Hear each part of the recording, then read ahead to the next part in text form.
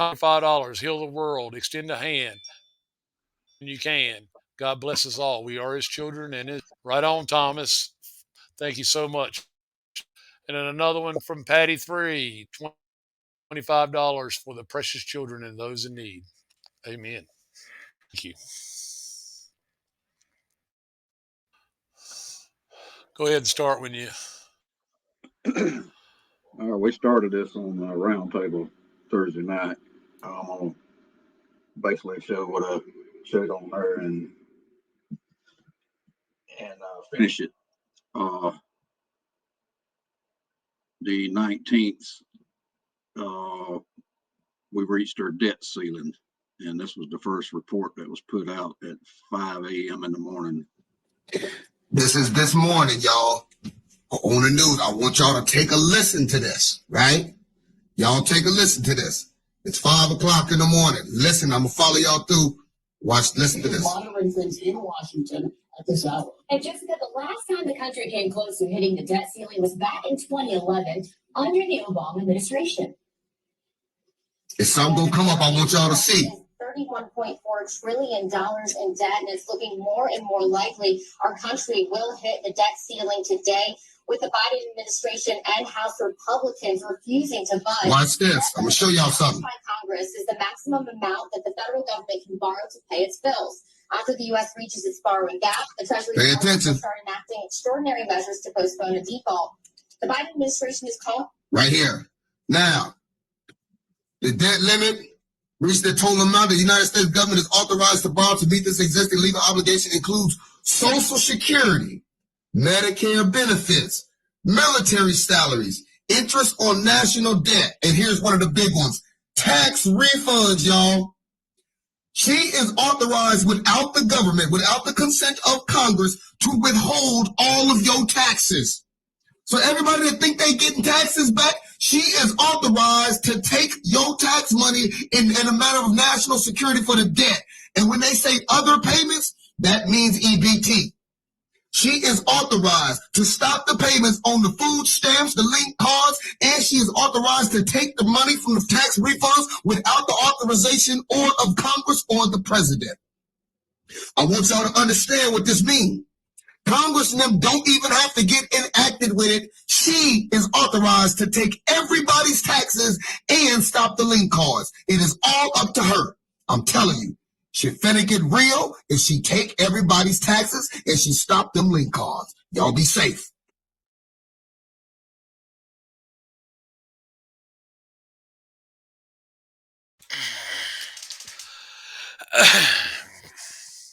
All right, what does this entail?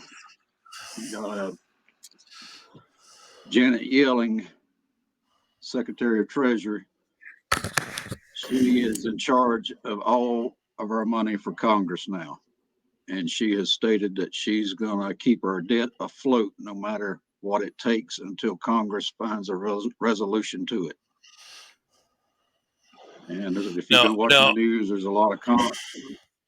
This is where some of the reality is going to meet the movie, guys.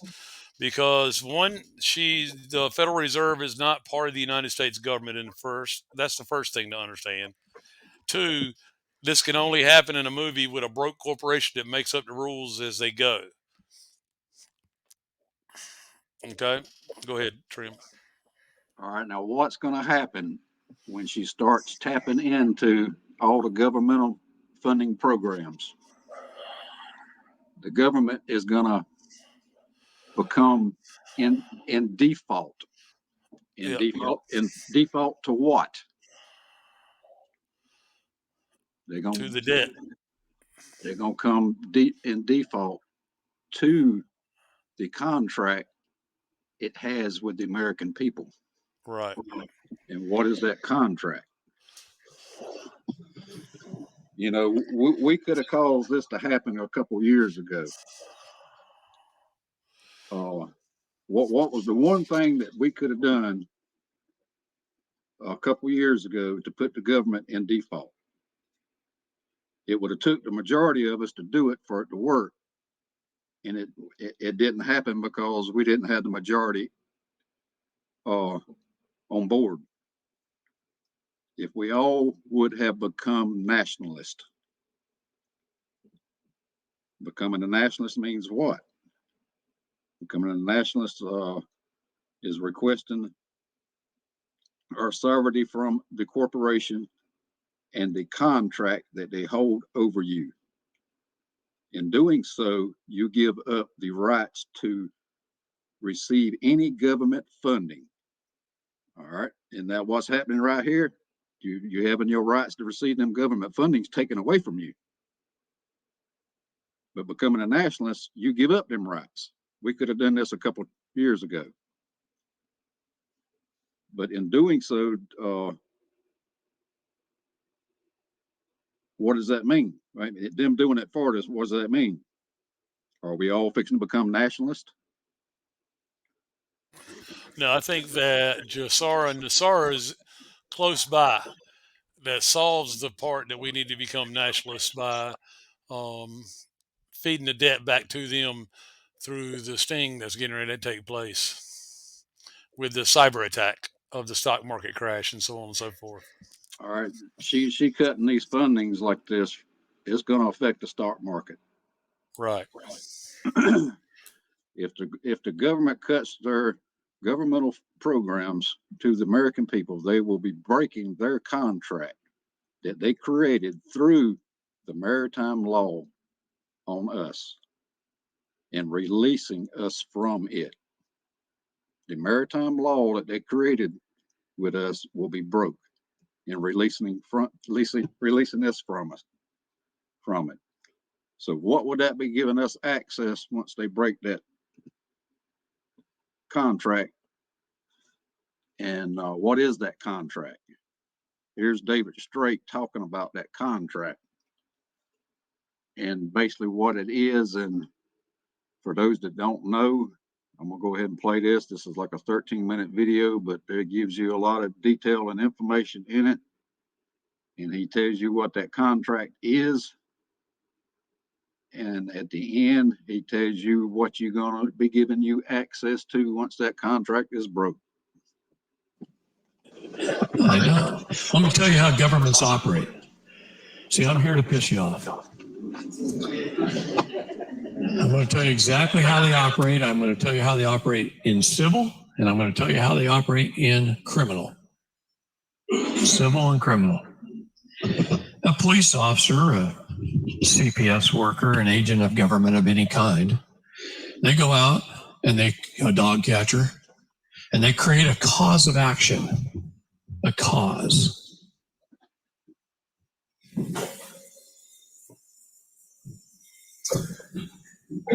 They take you out of it, and it becomes a case. You can have a cause against a man, but you can't have a cause against a corporation. They have to take the man out of it, and it becomes a case. Now it's a case number. Okay? A case number is assigned a CUSIP number. A CUSIP number is an investment control number regulated by the Securities and Exchange Commission. It's an investment control number.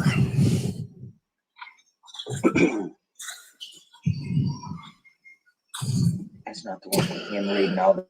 It's bonded, registered, and insured. Here's mine, one of them. It's called Birth Certificate. It's got a bank name right here, Great Northern Trust Bank, on bond paper with a CUSIP number, an investment control number, because my mother, 9 months pregnant, walked into a foundling hospital. The legal definition of the word foundling is a safe place to abandon a child. That's the legal definition of foundling. A safe place to abandon a child. One of the first acts of Congress that they had to pass was the Child Act. And it designated all hospitals, school, or churches, fire stations, and police stations as foundling. in the United States. And you can take a baby in a basket and walk into any one of those 4 places, set it down in the middle of the floor, smile and wave and walk out with no consequences to yourself whatsoever. A safe place to abandon a child. My mother, 9 months pregnant, walks into a foundling hospital, into a birthing ward, where she became a ward of the state. She went through a major medical procedure called childbirth, where she was in pain and under duress, probably under the influence of some kind of painkiller. And the baby came out of the water, was tugged through the birth canal, was docked at the dock by the dock tender, a doctor, that's a dock tender, where a bill of lading was received, the birth certificate application. She signed off as an informant. The legal definition of an informant is someone who gives someone else up to another, thereby giving title and equity of the child to the state, where it's registered, given a flag, a vessel is created, a trust is created, a security is created, and an insurance policy is created. Now, I don't know about you. Any insurance people in the room? Couple? Okay. You have to have an insurance license to sell insurance? Where was the insurance agent in the room? How about security people? Security's license. I know there was one because one came up and talked to me earlier. There he is. Securities license. You have to have a securities license to sell an investment, right? Usually you got to give them a prospectus and wait 3 days before you can even sell an investment. Where was the securities license agent in the room when the security was created? Where was the attorney in the room to explain the conditions of the contract of the birth certificate application, informing my mother what signing off as an informant meant? Where were they? How about an attorney who was a trust attorney to explain the trust that was created by the SESTA QV? Oh, that's interesting.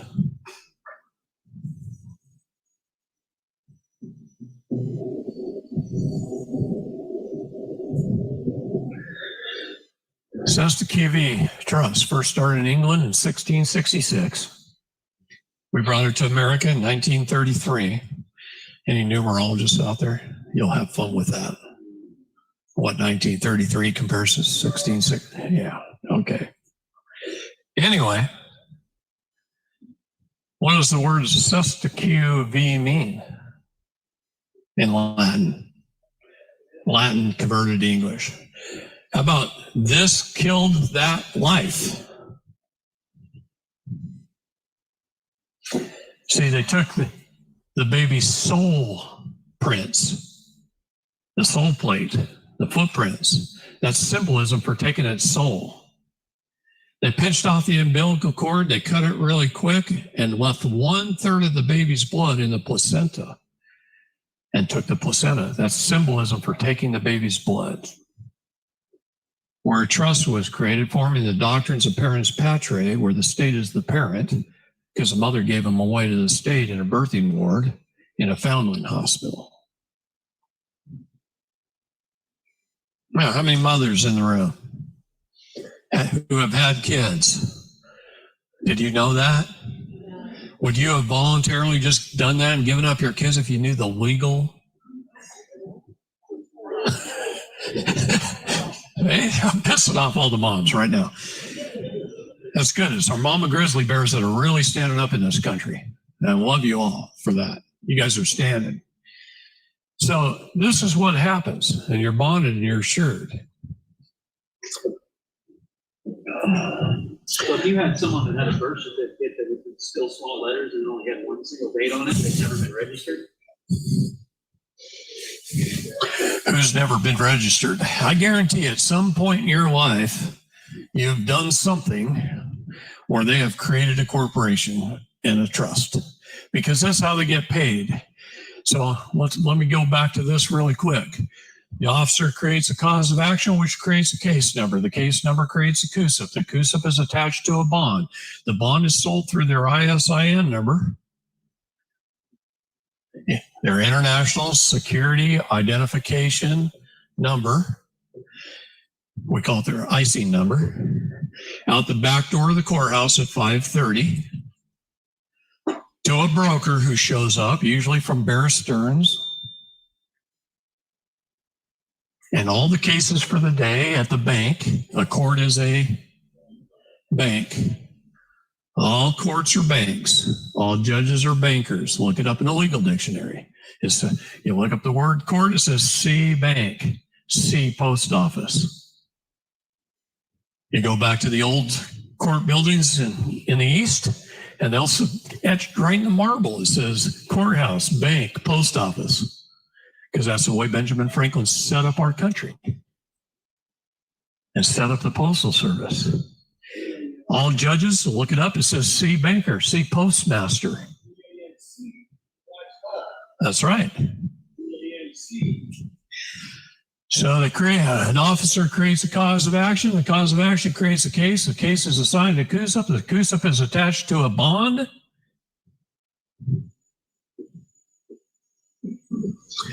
And then it's sold out the back door of the courthouse, back doors of the hospital, under their International Securities Identification license to Wall Street. And the bond market is the major source of economy in the world. The stock market, when the Dow Jones Industrial Average is at 30,000, that represents about $1 trillion for every 1,000 points on the stock market. 1 trillion per 1,000. That means the top 100 companies in the Dow Jones Industrial Average, when it's at 30,000, is worth about $30 trillion. That's what those companies are worth. The bond market is 10,000 times larger than the stock market. That ought to give you an example. So where do we find these bonds, and how do we do it, and how do we look it up?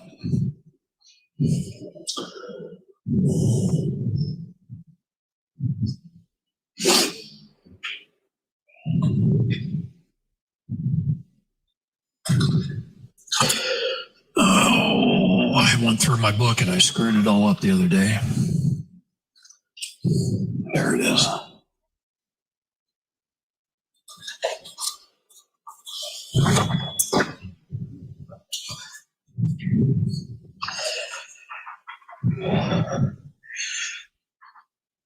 We can go to a broker, pay him to find a CUSIP on any court case. Any court case. So I'm just going to pull off a few. This is a county court case. It's court case number 15701-21. The CUSIP number is 693390551. It was invested into the PIMCO Total Return to INSTI Fund. The ticker symbol is PMBIX. The inception date was 12/30/91. And as of 2/15/2022, it had net assets of $618,664,000.